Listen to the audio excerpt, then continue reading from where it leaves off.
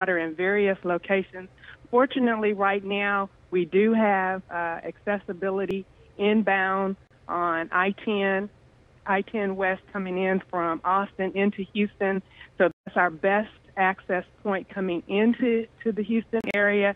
One of the best access points going out of the Houston area is actually 290. It's clear from 610 all the way to Austin. But if you, outside of those two major thoroughfares, our system is intermittently clogged just with the flow of water that's impeding our area. Right. We put those two routes up, and I know that I-10 route just opened up here today, and the 290 route for people who are trying to get out to Dallas if they have family and they're evacuating just as an option for them. But I know a lot of people at this point feel like they're a little bit trapped here in Houston. But as you know, that's something that you're monitoring, and you'll let us know when any of those other routes open up. But another question that we have for you, once this water clears out of the way, I know there's going to be debris, there's going to be potentially damage to the freeways. What does that timetable look like once the water actually clears off the main lanes before you are able to open up? As soon as we are able to get the water clear, then we'll have our crews going in to do debris cleanup almost immediately. And then if there's any infrastructure that appears to have sustained damage, we'll be having that infrastructure inspected and evaluated by our engineers. And as soon as we're able to do so, we will restore access. Yes. And Raquel, thank you so much for being with us. If you could just be on standby for a moment, I want to show people what's happening here on the screen. Raquel, what we're showing people is a TransStar camera shot from the Grand Parkway and the San Jacinto River Bridge, where there is a water rescue from some people who were stranded in a pickup truck. This is the South Montgomery County Fire Department that went out to rescue these folks who were in high water. Amazing. You know, thank goodness they were able to do that. We're seeing it happening live on our TransStar cameras. Those people were stranded. So I was just on the phone about 5 minutes ago before hopping on air here with Chief Cook, who was asking us to put up this shot so that they could track where these people are and get a better perspective on this rescue. And again, just an example of why it's so important to not be on the roads, and especially not to drive into that high water. Yeah, I'm just wondering why was this suddenly just people, water rushing onto the freeway in this particular area, or why did these people even drive this way? You know, I'm struggling to figure out what actually happened, what the scenario was, because there's obviously a lot of standing water in here. However, I will say that this area became inundated in the evening hours, in the overnight hours. I think it's possible that they maybe drove in not realizing what they were getting into, and this is what it looks like here. This is the San Jacinto River Bridge. So basically all of the Grand Parkway is blocked off between 59 and 45. So this whole area here, I'll step back on, between 59 and 45 is completely inundated on the Grand Parkway, which is why I've been directing people away from that spot. And again, another reason why, if you absolutely must be out and about, if there's a medical emergency, some extreme circumstance, why we're really encouraging you evacuating, making those maneuvers during the daylight hours, because it's just so difficult to see, especially at nighttime, where that water begins and what you're driving into. Wow, such pictures, Catherine. That's amazing. I'm glad you brought up that TransStar. I mean, look, saved a life, really. And I'm so happy that that they were able to be able to rescue and make that rescue there. We saw it happen so quickly. So, but again, Catherine, we don't want those resources to be diverted away from people who are actually stranded in their homes. Yeah, we kind of gasped when we saw that second person stand up. Yes. Because we'd seen him sitting there sort of in a crouched position, and we could tell there was another person holding an umbrella.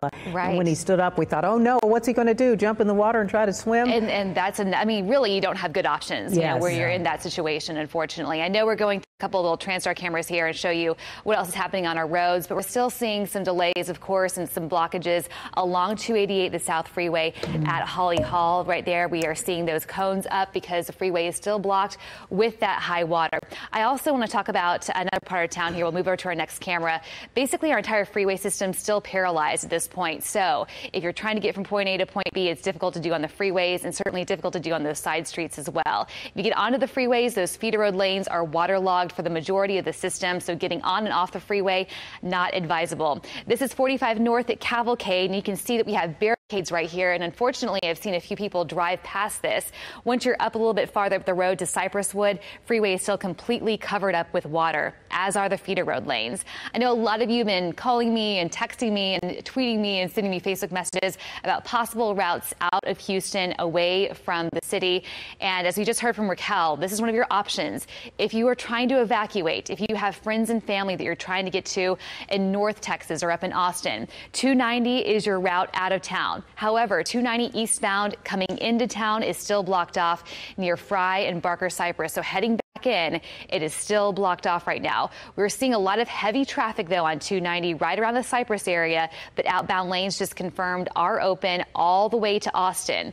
If you're trying to get up to Dallas, your most reliable route at this point is to take 290 through Bryan College Station. You can go over to Highway 190 eastbound and reconnect at 45 in Madisonville, and then take 45 northbound up to Dallas. And of course, your other alternate route is to go ahead and take Highway 6 all the way up to Waco. Take that up to the DFW area instead. Also, drivetexas.org, we're directing you there because they are giving up-to-date information as quickly as they can about flooding and closures all around Texas, not just here in the Houston area, but it's a good resource if you're trying to head out, if you're trying to evacuate, have another reason to get up to Dallas, maybe trying to catch a flight if you were stranded here in Houston. So we're updating that. And of course, I have a link to that on my Facebook page and also on Twitter. But as you can see there, you know, from that shots that we had live for you on our Houston TransStar cameras, being stranded out on the road like that is just nowhere you want to be. That's absolutely perfect advice, because we need more of that, certainly. Yes. Thank you, Catherine. We appreciate it. Courtney Fisher has been out there as well. We've been bringing you the dramatic pictures of all that flooding on the lower box screen. You saw two boxes there on your screen. Courtney Fisher is at one of those areas. We believe she's in the northeast Harris County area. Courtney, first of all, it looks like you've got a lot of water wherever you are. And can you tell us where you are and exactly what's happening? Absolutely, Melanie. We are on Beaumont Highway. I just want to stay zoomed into what's going on. About 200 yards, actually, from where we are. There's a guy in waist-deep water sort of clinging to a sign. We were actually talking to some people who are making some rescues just down the street. By the way, that where he's holding that sign, that's on John Ralston Road, and the water here is incredibly swift. This is a road, not a lake. It's a 4-lane road, and where I'm standing, it's about calf deep, and it feels very strong, the current. But where he's clinging onto that sign, you can see it's about waist deep. And we were doing another story when some people came up and said, there's a guy we think needs help, and none of us around here have trucks that can get to him because the current is so swift. So they were actually begging us to come here and set up and put him on TV as just a cry for help, because no one knows how to get to this guy. It's completely unsafe for us to go up to him. We saw a few pickups go maybe 100 yards down from where we are and just turn around because it is such a strong current. Someone said that this guy, they've seen that blue semi, that pickup or that blue semi kind of to the right of him, that they think he was in that truck for a couple days. It's not like this guy just drove up. I'm hearing a helicopter in the area. It's not like this guy just drove up. We're told that he was sitting. Oh, I think there's a Coast Guard. Is that right? Yeah, I mean, he's flying low, but I think he's going somewhere else. Yeah. I think he's going somewhere else. But this guy, like, no one can get to him, and no one knows what to do. Everyone feels pretty helpless out here. If we could swing around, actually, at the other end of Beaumont, the other end, if we could flip around, it looks like there's a big truck and a bunch of guys now showing up in yellow. Obviously, I'm so far away. You guys can probably see better what's going on. Yeah, but maybe they're going to come further to try and get him. But this guy, like, we have no idea how long he's been holding onto this sign. People think he possibly was in a truck for days, just maybe got sick of waiting, tried to come out himself. This current is incredibly strong, and he's just sitting there. This is the kind of thing, Melanie, and everyone feels really helpless. We just stumbled upon this. Right. We didn't know about it. This is just happening right now. Oh, wow. Okay, he's way over there. Man, he is surrounded by water. And I mean, I cannot tell you. Yeah. this current is so strong. Like, I mean, I have to hold on to the truck really when we move. This is the safest spot for us to be. But again, he's at John Ralston Road, just clinging to that sign, and this is Beaumont Highway. I don't know if we could pan to the right, and you could see there was a car over there past that semi, past the pickup truck. There was a car that's basically underwater, right? So it gives you an idea how deep that area is. And I don't know if they're coming up with a plan, but, you know, complete strangers just saw him and freaked out and asked us, can you come help? And this is as far as we can go without any kind of help from a huge truck out here. So just, again, the hope's putting it on air and that maybe someone will see it. Hopefully someone will be able to see that, because you see all those semi-tractor trailers that are on your right-hand side there, right there on the road, and they are halfway submerged, and those things are high. And when you speak about that current, some might wonder, well, why is there such a current on the freeway? It's because everything is sort of draining, and when it drains, you always have this pool, and water moving, especially that much water, is going to have a really strong current to it. Yeah, and you know, the interesting thing here, Courtney, had absolutely. you not... I don't. Oh, go ahead, Melanie. Yeah. Oh, sorry. I was just going to say, had you not pointed out that he's holding on to that sign, I might have, you know, driven by it or not noticed it all, or perhaps even thought he was doing some work there until you said, quite literally, he's in water up to his waist and holding on to that post. And especially when you look back at the truck, it looks as though the door is open. I think he's just bracing himself. Yeah. Yeah, I think he's just bracing himself because, I mean, he's set up, I think it looks like a good situation. He doesn't seem to be panicked, but actually, can we turn around? I think that there is some guys coming, so hopefully we'll see this guy rescued. But you could see this woman walking, that's what, the water isn't super deep here. It's just so moving so fast. You could not take a flat bottom boat out here at all. I want to see these guys. I have no idea who they're with, but this is some kind of, they quickly got here. This is the kind of example, strangers helping other strangers, because I don't think any of these people knew who this guy was. I don't know if they were able to just pull these people over. But yeah, maybe we'll see some kind of hopefully we'll see this guy get a little bit of help. Like, but I think he's directing him where he is. Certainly directing. Yeah, you can't see at all. Like where we were parked, we just came up and I said, I don't see him. I mean, he is so far out there. So I completely believe that he has been sitting in that truck, semi possibly for days, because you can't see him at all. When these guys come by, I want to ask, but I don't know. We'll see. We'll see what happens. When you panned over to that truck in the water, it looks as though the door was open, the pickup truck that you saw, the water all the way up to the top. So you may be very right. He got out of it, tried to make a way, and ended up hanging on to that sign. Well, you can tell right here, Courtney. I'm sure you're going to be. I'm glad you spotted it, guy. Hey, guys, are you a center point? And you just they told you about him, and you just said we are going to go and try and help? Yeah, he came down here to do something different, but they told us there was guys stranded, so we're going to go down there. He's hanging on to that white sign down there in like waist deep water. So is it safe? It's safe for you to be there with this vehicle, obviously. We hope. Yeah. If it's too bad, we won't be able to get to him. Yeah. But hopefully we can. Okay. Oh, that's great. Well, I think there's enough of you. Okay, well, good luck. We're about to see you save this guy. I hope. Wow. Thanks, guys. Thanks for all you do, obviously. Appreciate it. That's awesome. That is awesome. So, I mean, this is a perfect example. These guys are all center point guys. They're not firefighters. They're not police officers. Yeah. They were probably out doing something else. And other people told them this guy needed help. And now, gosh, there's like 10 of them. Yeah. Yeah, there are quite a few there. You know, they've been repairing a lot of lines. And how many Centerpoint customers did we have down? I believe it was close to 100,000. Now, that may be the number, and some of the producers may correct me on that, but I believe it's right around close to 100,000 that were down as late as yesterday. Well, he's going to be awfully glad to see them. And you're looking at this giant truck with those huge wheels there, Courtney.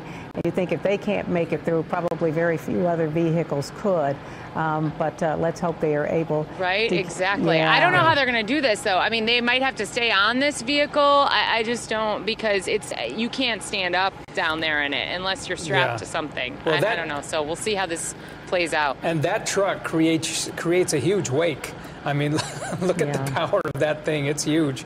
Oh, yeah. But by the way, our producer, Esther, just explained that there are 118,000 Centerport customers without power. So that's the number right now. And that has been fluctuating. It's kind of been all over the place. Yeah, those guys are just working around the clock. Yeah, they have been. Yeah. And you know what? They don't have to do this, but they wanted to do this. They want to reach out because they have a job to do. They're trying to restore lines, but yet they see someone who needs help and they say, hey, we'll go do this. I'm sure it's not in their book to do that, in their rule book. But you know what? They're going to make it happen anyway, right, Courtney?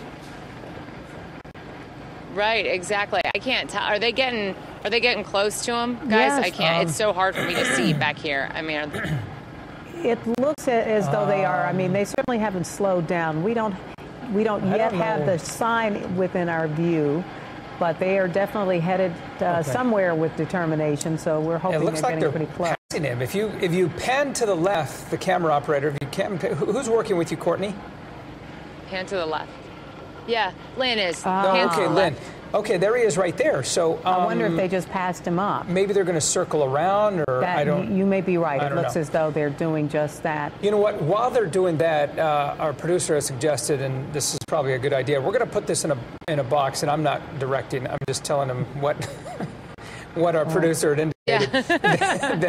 that's what's going to happen, and then we're going to come back to you when they get ready to rescue. Well, they've stopped now. Yeah, they've stopped, and our director is asking us what we'd like.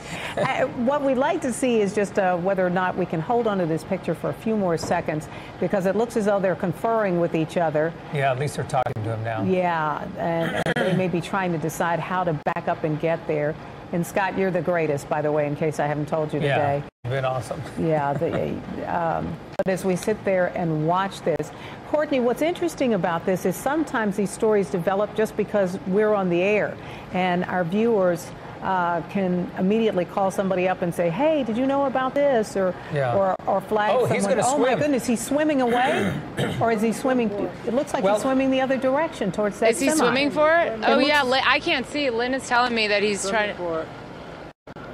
I don't know where he's going, but there must be other rescues happening they were speaking to in the him. area, because there's another helicopter. They were talking to him, and then he jumped in the water and started swimming. I'm not sure if he's going the opposite way or if he wants to come back. It looked like he was swimming towards that.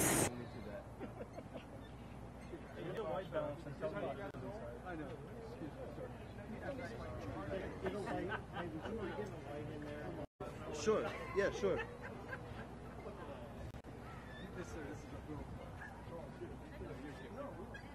Ready, guys. And cool camera, I put an X on the board for you.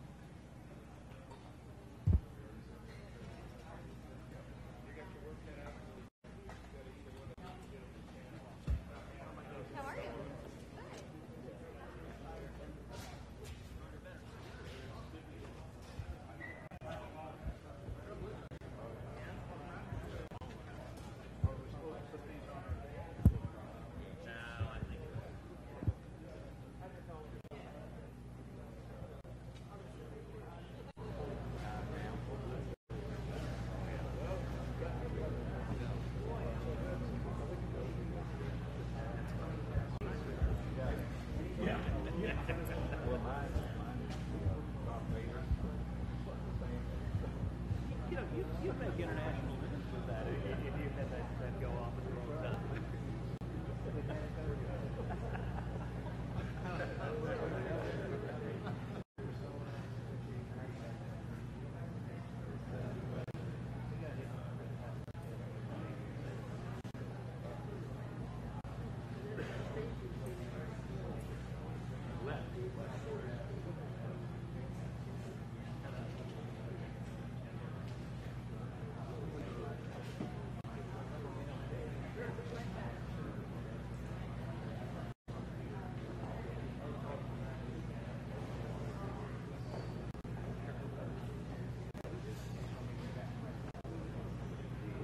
that person is hoisted up all on their own. And we've certainly seen those big baskets where they've loaded up. I think that could be what's about to happen. You think so? Yeah, I think you may be right. Well, and in most cases, we've seen them pluck people off of a roof or off a high balcony or something. Oh gosh, it's windy out here. That is a. You know what? That looks like a military chopper. That's you know what that is? That's the National Guard. I'm sure that's a National Guard chopper. You're right. Not I think confirming you're right. that, but yeah. It's right above the wall. I mean, it's right above this spot right now. Area, yeah. Okay, so just for those of you who are checking in with us now, that's there are a couple of people in the water. We've seen them floating around down there, hanging on to various objects. We have a chopper now in the air. It looks like National Guard chopper. This is one of those military rescue medical choppers. They'll possibly be dropping a line here soon. And I heard you, Courtney, say it's very windy. You can tell he's working pretty hard to kind of keep steady. But these guys certainly know what they're doing. Absolutely. And these conditions, I mean, you know, these conditions have been less than ideal this entire time. It's getting lower. I mean, it's getting lower, right? I wonder if there are other people out there. I can't see. Well, it's so far back. And as we've seen so many times, people have been in cars and then days later they kind of pop up. So, maybe they just didn't have any way of letting people know I'm in here. You know, there's a lot to consider for this pilot as well, because you noticed all of the power lines so close to where he is. Once they hoist someone up, the wind will always carry that person, a certain direction. And you certainly don't want them hitting any of the power lines. So there's a lot of thought that goes into this process of rescuing someone with, from a chopper. And on the left side of the screen, by the way, that's Marla Carter's shot. Is that right? Yes, it looks like a lot of folks they're trying to get out of an area. We'll go to Marla in a moment. But we saw first the guy that was clinging to a signpost swim off. We're not sure where he was going, actually swimming away from what looked like the center point workers. Look at the dog struggling on the left. And the reason I'm bringing that up, because that's rushing water. That's Kingwood area. Now, we have not seen pictures like this of Kingwood. This is amazing. That's Christine Dobbin. She's okay. Chris, are we able to hear some audio on her? Do we want to do that or no? I think. I mean, I'm just wondering if we can just, once the line starts to drop on the helicopter, then we'll go back to the chopper. But I don't know, because we haven't. But that's a lot of rushing water there. I don't know if that water is rushing into the neighborhoods, rushing out. Christine Dobbin, can you hear us and can you talk to us? Can you hear me? Yes. Okay. Tell us where you are, Christine. Yeah, this is the water. Yeah, we are in Kingwood. This is Lake Houston Parkway, and just unbelievable rescues taking place here. He's dropping a guy. And I want to show you. Hey, Seuss, if you can pan back here too, I want to show you. There are so many boats here that the backup is incredible. I mean, the outpouring that has come to help, and so they're trying to launch all those boats as quickly as they can, but they go way back. And actually, we're going to get on one of them, but it takes a long time. And they've had some really large boats, which has been great because they've been able to take more people. But I know at times some of the boats have hit things, so they're trying to be real careful and use certain flat bottom boats and be particular about that. But we have seen dozens of people coming here, and the water is really, really rapid. And I want to show you the bridge. Hey, Sus, if you can pan over here, the bridge. They're walking up this way, the bridge, and the water just everywhere, and it's pretty rapid water. Christine, can you hold on just for a second, because we're watching a second story. We have two dramatic stories happening here at the same time. And we're watching a helicopter now drop a rescuer down. Oh, those lines very are close to those power lines. It looks now, is he entangled, or he's just very, very close to those lines? They're having to watch it so very closely. Yeah, really thread this needle. But that rescue worker is coming down. And presumably there are several more people then behind there, because...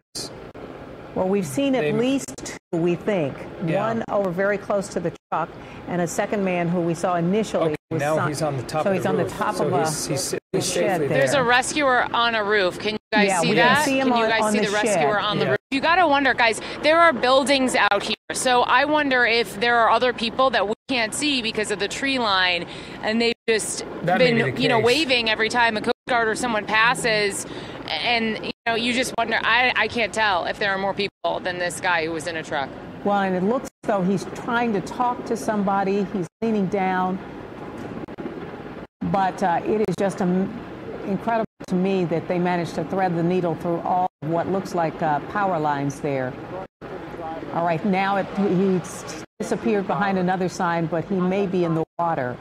Yeah, my photographer seems to think he is going after the driver who is behind the sign right now. So the original person we saw in the water.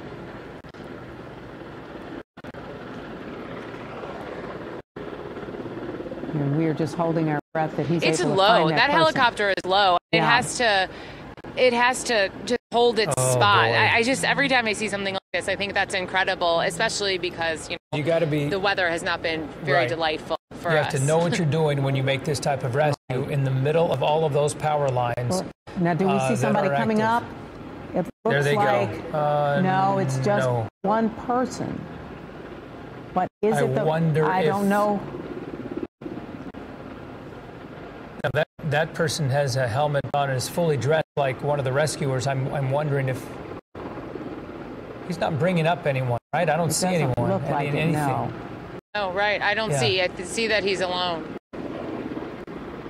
Wow. It's just incredible. Yeah, he's alone. Not sure why he didn't pick anyone up. Let's see if they fly away, or if they're going to lower down something else. Maybe he went down there just to assess the problem and discover what was happening. Our center point group is coming back this way, so I'll have to see if they got a better look at what's happening over here. All right, as we watch that helicopter begin to fly away, you can see the president and the governor together at a press conference. Let's see that. About 10 days in advance of the hurricane even coming in to the Corpus Christi area. Members of the president's cabinet, working on better audio here.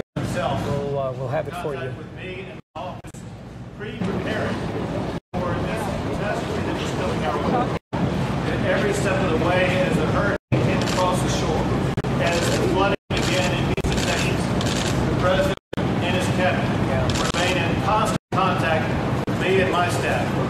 And they all had one thing to say. Texas, okay, you're hearing Governor Abbott speak, but we can't really hear him that well. Audio, this is not one of our cameras. This is one from an ABC camera. It's a pool camera, and they just do not have good audio there. But clearly he's sitting next to the president and as well Melania Trump. Let's see if we have better audio. No, I do not hear. Because of the very effective way. Yeah, it's not going to get any better. Okay, let's go ahead and go to Marla Carter then. Is that who you indicated? She's... Okay, let's go ahead and go to Marla Carter. Marla, can you hear me? I-10 and Barker. Yes, we are on a boat right now, and we're with a family that just got rescued, as a number of other families have here. They're actually picking up a number of people. These nice guys from Magnolia and Houston have been going around. They just evacuated their house, and I was talking to you, you're with your two girls. Yes. That's correct. My two girls and my husband is out, was walking towards the other entrance of the neighborhood, waiting for a friend to come and pick us up, but it looks like he's not able to make it all the way to the gate because the water is so high. So we're trying to get as close to him as possible on our own, and then, he's very nice and, helpful, trying to take us to away from this high water. Did you see, were you on the evacuation list? I know some of the neighborhoods here now. We were all wondering why they didn't send like a mandatory evacuation, or at least recommendation. They didn't say anything about it because probably we would have, thought that something really bad is going to come if they're saying that we need to evacuate. But at first it didn't sound like it was going to be like this. And just to give people an idea, we're off of Barker Cypress near I-10, and this is the result of the dam releases from the Addicts and the Barker. And I know 21 homes were affected. 100 homes have been affected just in this. Just really, I didn't know. 7 for the Barker, and and I noticed that a number of the neighborhoods that were on the list are about a total of 90 between the two. Some of the neighborhoods we've been in weren't on the list, so I know it's been a shock to a lot of families just like yourself. Right. They just mentioned that maybe we should evacuate yesterday and we tried, but we couldn't get anywhere. The water was so high, we had to turn around and come back. Yeah. Well, I'm glad you guys are okay. Yeah. Thank you. And you girls are okay, too. Yeah. This is Nicole and Natalie. How are you girls doing? Good. We're doing good. At least we're, like, safe now, so. No, what were you? I know. To safety. I know. You have such a sweet mom. She got you guys your vest and your rain boots, and you're all set. She got you all prepared. What was this like seeing we started seeing the water come up? What were you guys thinking? It was scary. It happened all of a sudden.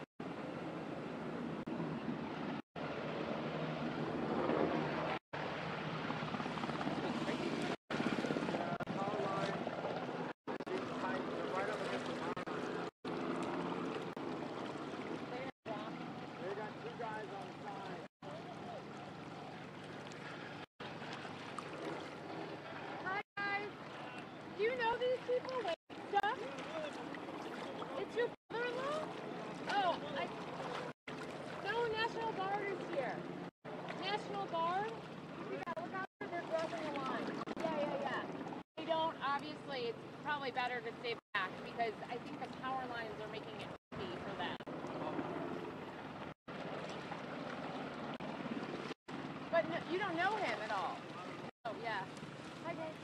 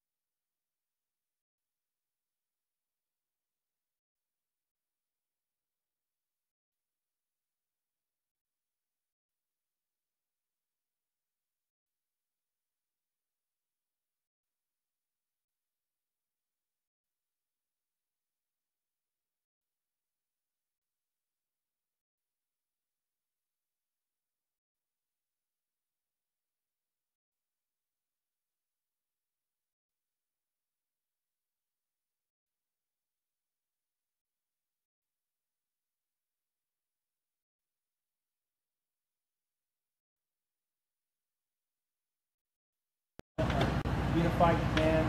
Our Unified Command comprises over 150 federal, state, and local agencies, and we also bring industry partners in there so we can make sure we're covering all our bases as we get the board open. So I want to walk through a timeline of our activities that we've done over the course of Hurricane Harvey, just to let you know where we're at. So on Tuesday, the storm shifted and became a hurricane. Our job is to really assess the port and see what we need to do to get assets out of it. And that's what we started doing on Wednesday. We started making preparations. We locked down facilities. We get assets of deep draft vessels out to sea so they don't damage the port conditions. Thursday, we moved to evacuating all our forces. We pushed our forces out of harm's way and our people so we can come back in after the storm to help, as soon as we can. On Friday, we moved our boats and aircraft away from the storm so they could immediately respond. So now Harvey was upgraded to Category 4 hurricane. Our team was bunkered down in Robstown, Texas. We do a continuity of operations in Robstown, about 20 miles or so from here. And we practiced that many times, so we're ready to do that. When Harvey made landfall, several ships that were moored in Corpus Christi broke their moorings, and mariners in distress were calling us for help. At that point, we had to wait till the parameters changed, but we sent our helicopters north, and we saved 19 mariners' lives that night. Later on Saturday morning, we began our port assessments, and the conditions weren't good for getting boats on the water, but with our oil flights and ammonia damage, we noted a grounded drill ship at the front of the Corpus Christi channel, so that's a major challenge for us. We continued over flights to respond to search and rescue calls on Saturday, and the weather conditions wouldn't allow us to really get on the water for us to try and get the port open, but we're working on that. So Sunday, now the storm shifted up to Houston, and so we surged all search and rescue resources out of Alice, Texas, up to Houston. And we're helping every way we can with that effort by surging resources. We're using our fixed wing assets down here to run logistics run all over the state to make sure that the operational commanders in Houston are getting what they need. Additionally, we brought our boats up from the south so we can start our operational activities here now that the storm's going. So Monday, we started our water operation with our partners. It's a huge emphasis for getting the port open for commerce and all the activities we do with the port. So our partners at the Army Corps of Engineers began their surveys of the channel, checking for shoaling and obstructions, and our ACE navigation team started their evaluations of channel markers just to make sure when we open the port it's safe. So far we found over 180 grounded vessels. Those, our major concern is that large drill ship that's at the mouth of the Corpus Christi channel. Last night the tide came up, winds came out of the bands from the storm, and it actually raised itself and drifted over the other side of the channel. So salvaging that boat is a big priority for us. Additionally, we're working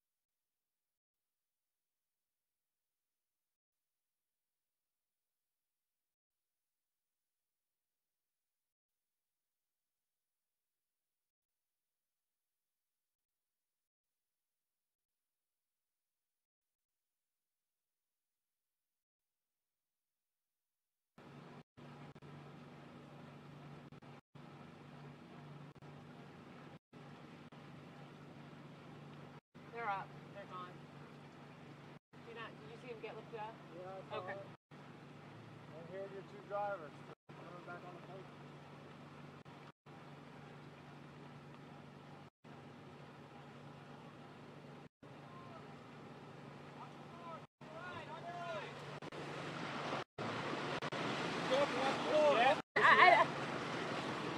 I don't know. They've got him. National Guard was here. Yeah, they picked him up. By the boat. Yeah, he got him in the boat. They didn't get any of that, right? I'm guessing. I don't know. They got the guys coming off the truck, and then the boat. No, they didn't get any of them landing. That's our family that's coming down earlier. They did. I don't know if they saw it. It froze. Not that part, just this part. Oh. Back there they got it. Oh, okay. He said, did the Black Hawk fly away? I don't know.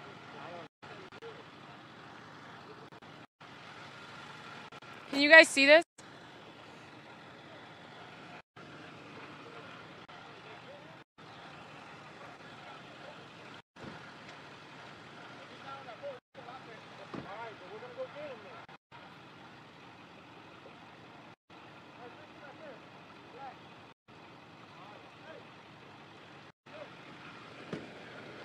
Yes. Did you see any of that? Did you see any of that, or was it in boxes, or no? Can we re-queue any of it, or? They didn't see any of that. Okay, we'll try and feed back some. Did you roll on it? Yes. Okay, we'll try and feed some of it back later.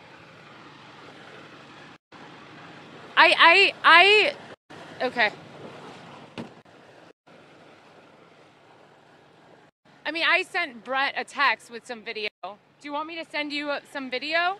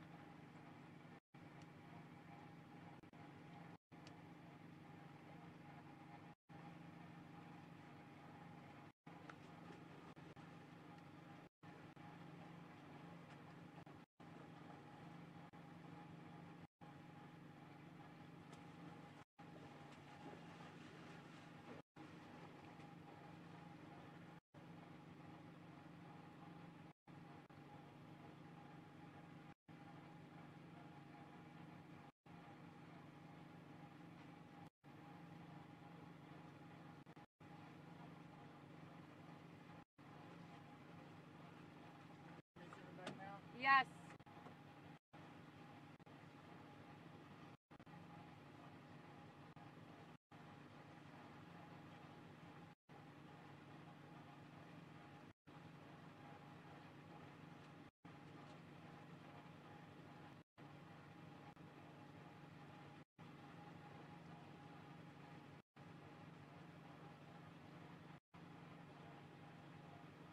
At least I rolled on it.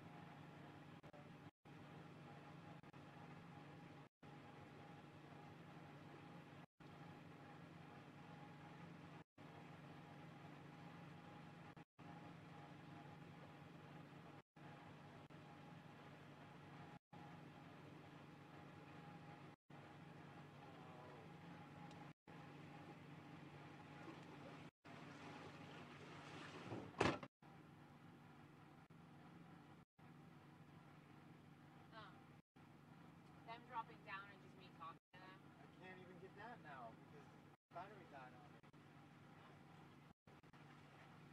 Technical issue. This is why? Do you want me to send my video? Yeah, okay, then I would just get video of them. Because now their boat is stuck. Well, they're already standing outside the... But look at their boat. Yeah. Do you want to get that video and I'll have him cut this?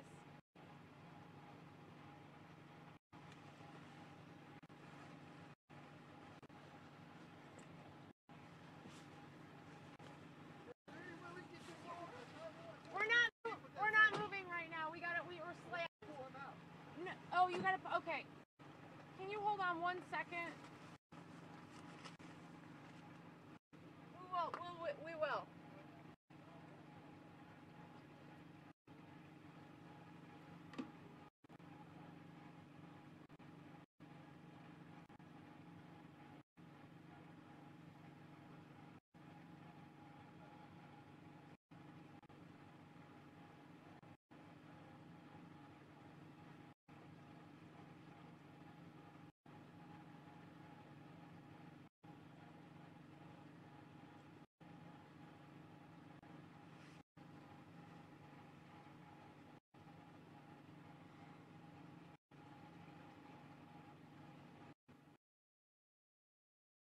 Can you see us? Can you see us? Can you see us? I'm asking if you can see us. Okay.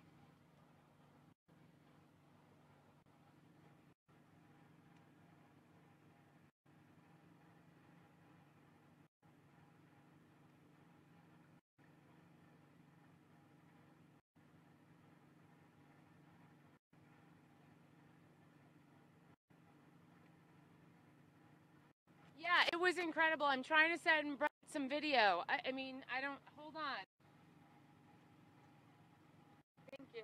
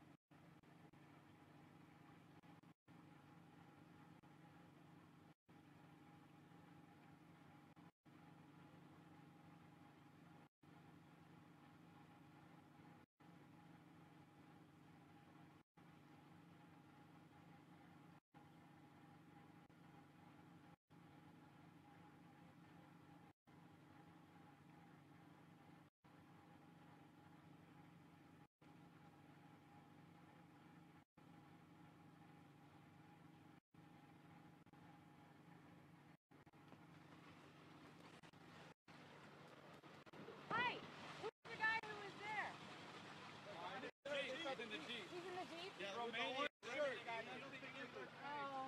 Is it okay what they tell you? He's cold. Do you mind telling, what did he tell you? He was cold. He's been up on that line, and he went to go get him. Got right here in the black shirt. You went to go get him? Well, I was on the tracks, and I heard somebody yelling for help, and I barely saw his hand. So He was holding the sign when you heard him. he was holding on to that white sign down there. He's been there since yesterday afternoon. Holding the sign for that long? Yeah. So like 24 hours? And I had my phone in the bag, and I called my wife. He's in the back right here. There he is. Are you okay? You're okay? Yeah. You were holding on a long time. Put the shirt on. It's okay? Yes. Put the shirt on. Oh my gosh. What do you say? I said put a shirt. Give him a shirt. Oh my God. You're right. How long have you lived in Houston? Yesterday evening. You've been holding on since yesterday? Yes. Were you in the But truck? No, in storage. What happened? Yeah. My truck is dead. That's your truck? Yes. The big truck? The big truck. I'm glad you're okay. Yes. Thank you for talking. Go get warm. Get something to eat. Thank you. Okay, so tell me again, sir. I just want to double. Okay, so you heard him yelling. Was that yesterday or today? Today. Today. Okay. This morning. How long ago? I don't know, maybe, 2 hours ago, I guess, maybe? So you've been out there yourself? Yes. Well, I was just going to check on my equipment, but something crazy. But I guess a good thing I did because I heard him yelling for help. And he was holding onto the sign when he was holding to the sign. Okay. Yes. And he's been there since yesterday, so he was trying to swim, but the current is too strong. As you can see, it's stronger than this down there.